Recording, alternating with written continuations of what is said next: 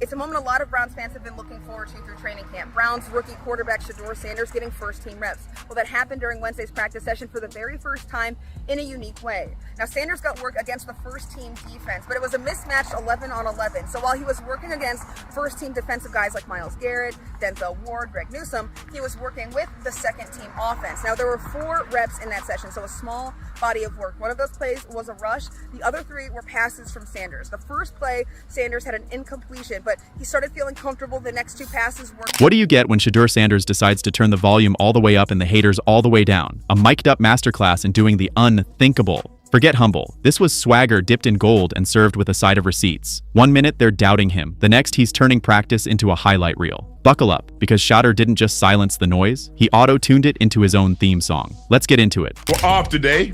Here's how the 4 quarterbacks have performed through 9 training camp practices.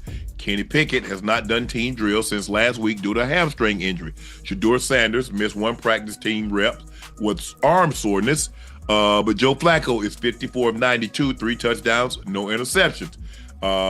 Sanders, Shedeur, 49 of 70, 6 touchdowns, no interceptions. Dylan Gabriel, 62 of 113, 4 touchdowns, 2 picks. Kenny Pickett, 23 of 34, 3 touchdowns, 1 interception. Shedeur reported that, man, I got some arm soreness. Imagine pulling up to a regular training session, expecting a few drills, maybe some sprints, and the occasional motivational grunt from the coaching staff. Instead, you walk straight into a theatrical production starring Shedeur Sanders, written, directed, and mic'd up by Shedeur Sanders. Because apparently when this guy straps on a helmet, he's not just preparing for football, he's auditioning for the Hall of Fame and a comedy special at the same time.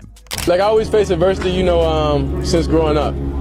In each level, it's always been something. So you just know how, when you figure out how people come at you and life is a cycle, it keeps repeating over and over and over, then you understand, what game this is or what they're doing. So I can never feel that stand. Nobody could ever make me mentally get out of position in the situation I am. I'm thankful for who I am. I'm thankful for who my dad is. I'm thankful for my family. And, no one can make me feel bad about the blessing that I do have. Shedeur didn't just show up to play. He clocked in like a man with an unpaid vendetta against every critic who ever side-eyed his talent. This wasn't practice. This was a live-action TED Talk on how to shut people up with finesse, precision, and just enough attitude to make it unforgettable.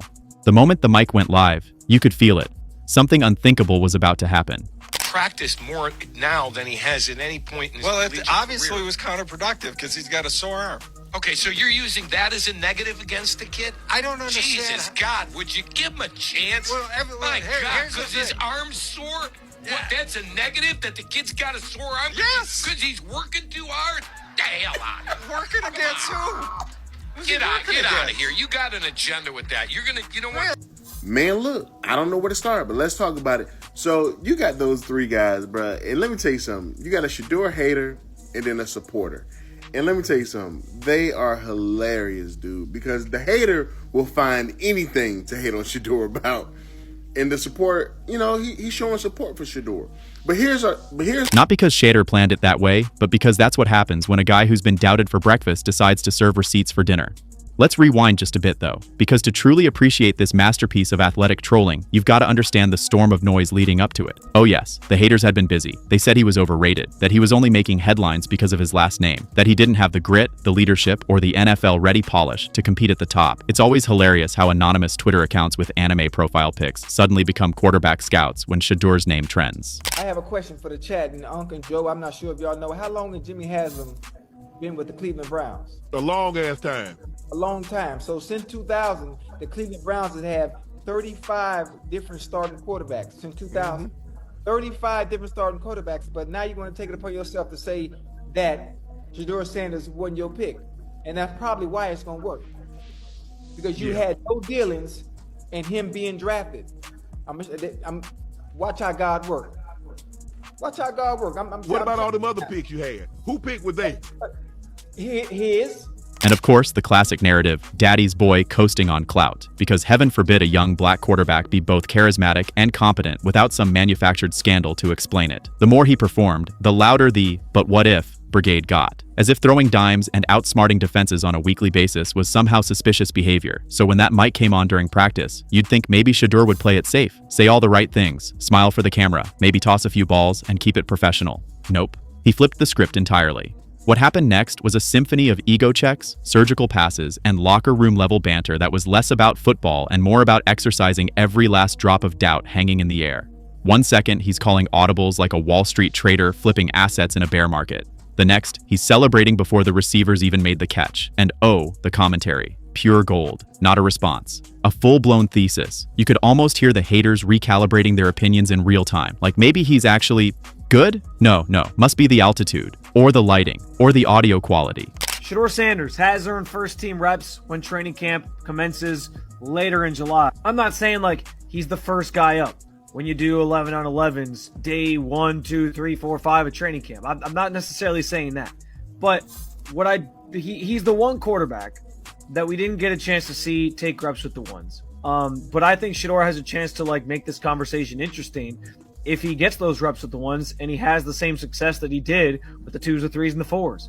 I have confidence he can show you something, but I got to see it. We all got to see it before we can actually judge that wholeheartedly. Because accepting that Shedeur Sanders is that dude would mean admitting they were wrong. And if there's one thing critics hate more than being wrong, it's being proven wrong with receipts, a grin, and a flawless spiral. Even the energy on the sideline started shifting. Teammates who were already bought in somehow found new levels of hype. Coaches stood there with that squinty-eyed look, half amazement, half trying to figure out how to clone the guy. Opponents? Well, they started looking like extras in a documentary about their own irrelevance. This wasn't just swagger. It was strategic domination, because for all the showmanship, Shedeur wasn't winging it. Every move had intent, every call showed control, every play proved he wasn't riding anyone's legacy. He was building his own brick by brick, highlight by highlight, mic'd moment by mic'd moment. And the best part? This wasn't even a game. Not if you've been paying attention. Because this isn't a one-time mic drop. This is the latest in a long string of, oh, he really did that moments. So, 54 of 92, 3 touchdowns. Sanders, 49 of 70, 6 touchdowns. Gabriel, 62 of 113, 4 touchdowns, 2 interceptions. Kenny Pickett, obviously, he's been hurt, all right? And I think Shedeur missed 1 practice due to arm soreness. Now, I'm going to be honest. I wouldn't have missed the day, okay? I would have just toughed through it, this, that, and that. But that's me, though. That's me, okay? Quarterbacks, a little different because everything goes off of their arm. You know what I'm saying? Like, everything goes off their arm. Let's talk history. Shedeur's been out here dismantling narratives since his high school days, under the spotlight, under pressure, and under constant surveillance by people waiting for him to crack. But instead of cracking, he just kept recalibrating. Transferring schools? Check. Adjusting to new systems? Check. Throwing for video game numbers while maintaining composure like a veteran in a suit? Double check. There's no panic in his pocket presence. Let's talk about what happened after the chaos. You know that awkward silence when you're at a dinner party and someone brings up a topic nobody's ready for? That's what happened across the haterverse. 1 minute, they're all in sync, echoing the same tired critiques. The next? Radio silence. If they were any quieter, you'd need subtitles to detect the shame. Some tried to pivot. Well, it was just practice. And LeBron was just shooting around in warm-ups when he dunked on your whole worldview, right? Others tried to nitpick. He's too confident. Oh, you mean the quarterback? The guy literally paid to lead the team? Should he apologize for having personality too? Here's what's so interesting about where I find myself with the Browns. Of everyone on the show going into the draft, I was the only Shedeur skeptic. Right? Like the only one. I think you thought like the Steelers would make the only ton one, of sense. The only one at this fast? Oh no, I'm sorry. Of the three of us, I wanted the Steelers. You wanted I thought he'd have to trade up. Right, exactly. And you liked him more than Cam Ward. And I said that I think that I wasn't as certain as everyone else that he was a franchise guy. The silence is telling. When Shedeur does the unthinkable and no one has anything left to say, it means the argument is over. He's not just winning games, he's breaking people's internal logic one mic'd moment at a time. He's always been that guy. You just didn't notice until he put on a mic and turned practice into prime time. But let's rewind, because this isn't a one-hit wonder situation. This man's entire college career has been a slow-cooked clapback to every critic who thought he was just Coach Prime's kid playing dress-up in shoulder pads. Calm and chaos has always been his default setting. While others were losing their helmets, Shedeur was orchestrating 90-yard drives like a man trying to win chess with a stopwatch. Stats? He's allergic to mediocrity. Over 3,000 yards in a season. QB rating looking like a Wi-Fi password. Growth that isn't just visible, it's borderline cinematic. And don't let the jewelry or Jordan ones fool you. This isn't flashover fundamentals. Behind the scenes, Shedeur is grinding harder than your favorite motivational podcast thinks you should. I am told by sources that it's a grade 2 hamstring injury. Is that correct? Yes. Well, grade 2 hammies, Chris, 4 to 6 weeks. Kind of takes Kenny Pickett out of the competition for now. We have eliminated one. Can I finally see my guy get some reps now? Can we watch Shedeur Sanders against the first team? For God, what are they doing? What are they trying to protect him? Do they not feel he's ready? Who would just throw him in for a series? Why have I not seen this? Film sessions, man lives in the tape room, reads defenses like bedtime stories. He's not reacting, he's anticipating. His game IQ is so disrespectfully high, it probably needs its own seat on the team bus. So no, this moment didn't just happen. It was years of preparation disguised as another day at the office. The mic just gave y'all front row seats to what teammates have known all along. Shedeur isn't out here chasing hype. He's building legacy with receipts stapled to every snap. And then, the silence. Oh, the sweet sound of critics going ghost. Fans? Different story. They saw it. They felt it. They heard it. Every no-look pass. Every laser beam across the middle. Every perfectly timed chirp at defenders who should have known better. The reaction wasn't just excitement. It was validation. Like watching a plot twist you knew was coming, but still hit like a truck. Meanwhile, skeptics are blinking in Morse code, trying to decode how this guy went from overhyped to overprepared. Just to kind of give you an understanding of where things are at right now, by the way, some news to this, Kenny Pickett dealing with a hamstring issue that actually could open this up and settle this debate right now, because to this point, Joe Flacco has been getting the first team reps. Kenny Pickett also getting some of those. The rookie's really not getting much in terms of first team reps at all. Shedeur Sanders getting some second team reps, but I think the concern here is that Shedeur Sanders is not getting all the first team reps. Mm-hmm. Why isn't he the starting quarterback yet? I mean, why would he not be the starting quarterback, Alan? So, look, if we're... Well, Mike believes he should be. And here's why. Despite the fact that he was taken in the 15th round. No, here's why, guys. If the four of us were running the Cleveland Browns, we have 2 first-round picks next year. We have Jacksonville and ours. Yep. And if I'm Andrew Berry, the GM, I'm looking at Dylan Gabriel and Shedeur and saying, hey, don't make me draft a quarterback. Do everything you can this year to prove we have our starting quarterback. Because when the noise stops, that's when you know he won. Not because he shouted louder, but because he didn't have to. The footage spoke. The vibe shifted. The doubters disappeared like they owed him money. And here's where it gets scary. For them, not him. This isn't just a cool training camp moment. This is a culture shift in cleats. What Shedeur just did wasn't just about impressing coaches or roasting a few DBs. It was about leading. You can feel it. The trust from teammates, the momentum in the locker room. He's not waiting to be crowned captain. And let's not ignore the ripple effect. The Sanders name may open doors, but Shedeur's game is ripping them off the hinges. This moment is now part of his growing mythos. Not just the play, but the presence, the calm flex, the unshakable swagger. It's going to be one of those clips analysts replay during draft season with voiceovers like, "This was when the world knew." Except the world didn't know. They were warned. Repeatedly. They just didn't listen. And the irony? Chef's kiss. Multiple quarterbacks in camp to split up these reps, but should Shedeur be getting a first team look right now in training camp?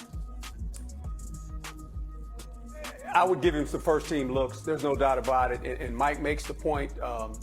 When you think about Gabriel, he reminds me a lot of a guy that played there long ago named Brian Sipe. He's a pocket quarterback. He's not going to move a lot. We know Joe Flacco plays from the pocket. Shedeur gives you a dual threat. Not that he's a great runner, but he can move and he can, make plays on the run. I do believe that, he probably shouldn't have been. He should have been drafted a little bit higher than how he fell. So I think as this competition continues to go, and I said it when they drafted him, when I was on a Cleveland radio station, I think he will be the starter. They gave this man a mic thinking he'd say something dumb, something arrogant, something they could turn into content. Instead, they caught the next big thing, delivering a masterclass with a wireless mic and a laser arm. Congratulations, you played yourself. There's no chest-thumping post on social media, no rant, no shade, just a quiet, confident smirk and a walk-off like he's headed to get a smoothie. He doesn't just own the spotlight, he casually rents it out to everyone else trying to keep up. This whole saga is less about proving talent and more about exposing the weird discomfort people have when someone's just undeniably good and refuses to shrink themselves. But when he's loud, brilliant, and thriving in his lane, oh, now it's a problem. It's giving double standard. It's giving fragile egos. It's giving a masterclass in how to make excellence look easy while everyone else tries to decode the cheat code. You're a fifth-round draft choice, right? And it's some of the decisions you have made, and it lends credence to the criticism that he received in the pre-draft process, right?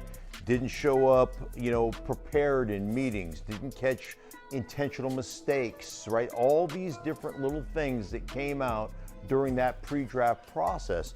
And this is one of those situations, I was a 10th rounder. You're keeping your nose clean, you're making sure you do everything the right way because being a late round draft choice, he's a late round draft choice, a fifth rounder, nothing is guaranteed. So where does this leave us? With a quarterback who doesn't just play the game, he redefines it. A guy who doesn't need a big moment because he turns every moment into a big one. Someone who doesn't silence haters by stooping to their level, but by leveling up so hard they get dizzy trying to keep track. It's like he found the mute button for nonsense and pressed it with his throwing hand. And if this is what we're seeing in practice, God help anyone lining up against him in an actual game. Keep searching for flaws. Keep pretending this is all hype. Meanwhile, Shedeur will be out there, mic'd up, dialed in, and rewriting the playbook on how to clap back without saying a single word. Except, of course, for that perfectly timed, perfectly petty, absolutely iconic commentary. The one that left the entire practice field in stitches and the critics in witness protection. Shedeur didn't just silence the noise. He sampled it, remixed it, and played it back as the soundtrack to his rise. And if you thought that was unthinkable,